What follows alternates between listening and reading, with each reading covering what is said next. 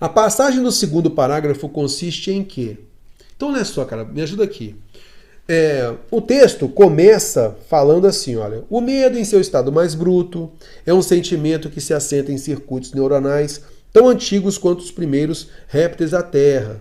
Aí ele vai falando sobre evidências e tal, da época antiga, beleza? Apesar de estar na raiz biológica de vários distúrbios, o medo é vital para a nossa sobrevivência, né, que o texto foi falando e tal. E ainda assim lidamos mal com o medo. Desde cedo, o homem é manipulado por seus temores. Então, desde cedo, desde antes, desde antigamente, o homem é manipulado pelos seus temores. Concorda comigo? E é assim que ele consegue sobreviver, né? Ele consegue sobreviver. Ok. E aí, esse parágrafo aqui, ele começa com a seguinte declaração. Uma das fobias mais peculiares é o medo dos espelhos. Então, as pessoas têm medo de espelho. E aí ele coloca uma ocorrência do passado. Até mesmo para mostrar, será que veio dali? Né? Na Inglaterra, da era vitoriana, antes de um morto ser levado ao cemitério, todos os espelhos eram cobertos com tecidos, pois se acreditava que a alma da pessoa poderia ficar presa nos espelhos. Então, de certa forma, ele nos orienta falando o seguinte, olha, quem tem medo de espelho, olha, pode ser uma raiz disso daí, olha. Na época antiga, as pessoas tinham medo do espelho também, tá legal? Então, ele nos orienta com isso, correto? Beleza, então olha só. Aqui, moçada, essa questão, ela trabalha a estratégia discursiva, né? A estratégia discursiva. Então, por que nessa estrutura do texto, por que ele colocou esse exemplo aí? É basicamente isso. Qual é a intenção discursiva de se colocar esse exemplo? Bom, a passagem do segundo parágrafo consiste em quê? Em exemplo de como as pessoas costumam lidar com o temor, caracterizando-se como dado necessário para dar continuidade ao tema. Isso é um exemplo, né? Poderíamos observar isso como um exemplo? Pô, Terror, ele exemplificou pra gente, sim, isso aqui é um exemplo, tá legal? Mas é um exemplo de como as pessoas costumavam lidar com o temor. Concorda comigo? Ele colocou um exemplo do passado. Se esse exemplo do passado continuasse até os dias de hoje, então é exemplo de como as pessoas costumam lidar com o temor. Se tivesse colocado um exemplo do passado de algo que acontece até os dias de hoje, mas ele falou dessa era passada. Tem alguma evidência de que isso acontece hoje em dia? Não. Então o verbo no presente, exemplo de como as pessoas costumam lidar com o temor, ainda hoje as pessoas, então, quando a pessoa morre, ainda hoje nós colocamos, tampamos os espelhos? Não.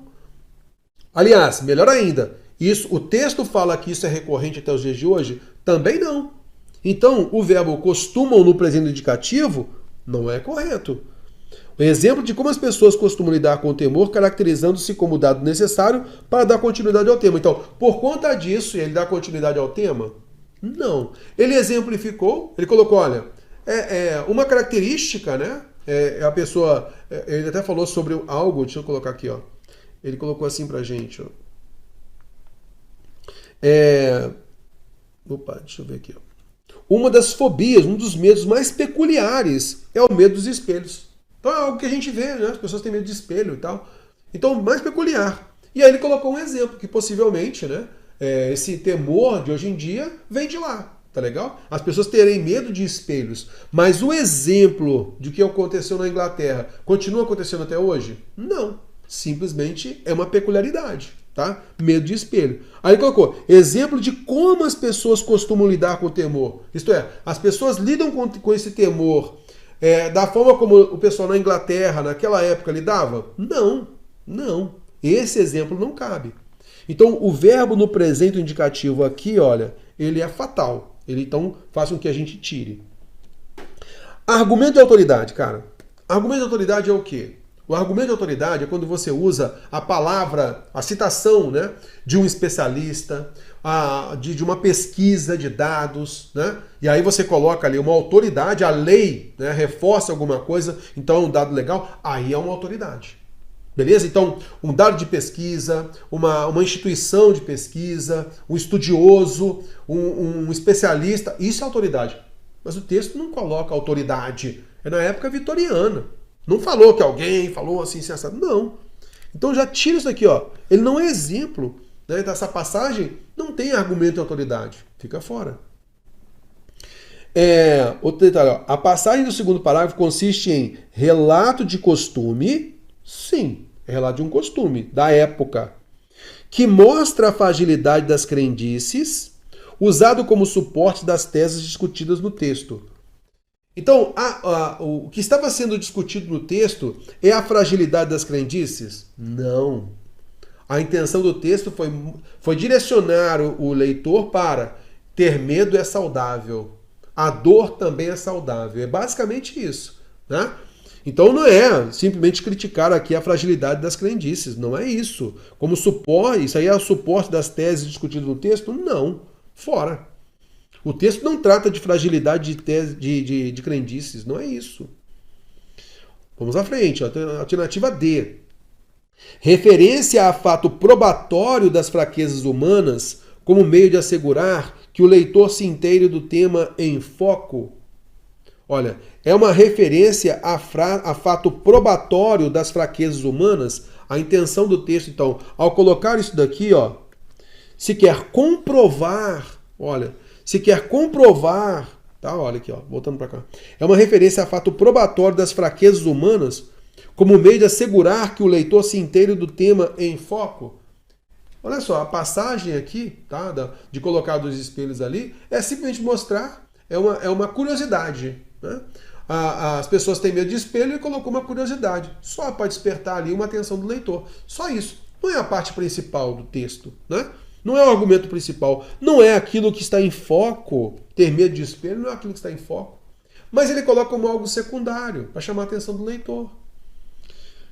Agora, a passagem do segundo parágrafo é um exemplo, é uma ilustração. Ok. Associada ao tema tratado? Ah, sim, a fobia de espelho, né? E aí ele coloca um exemplo dessa fobia do espelho. Ok. Está associada ao tema medo? Está associada ao tema medo. Embora de importância menor para a sequência das ideias do texto. Sim, é isso aí. Não é o foco principal o medo de espelho, mas ele simplesmente associou ao tema principal, que é temer. Concorda comigo? Medo de espelho é algo secundário. Ele colocou ali apenas para transmitir uma ideia, chamar a atenção do leitor. Tá legal? Então não é o suporte principal, mas é algo secundário. Ah, sim. Porque depois ele parou de falar dessa fobia de espelho, né? E aí a intenção é o quê? É vencer o medo, né?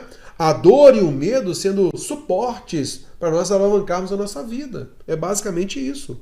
Por isso, a alternativa é a melhor resposta. Beleza? As demais, nós conseguimos perceber vestígios na alternativa e no texto que invalidariam, né, as alternativas. Beleza? E a alternativa E não. Observando o medo de espelho é elemento secundário, tá? Na argumentação principal que trata do medo em si.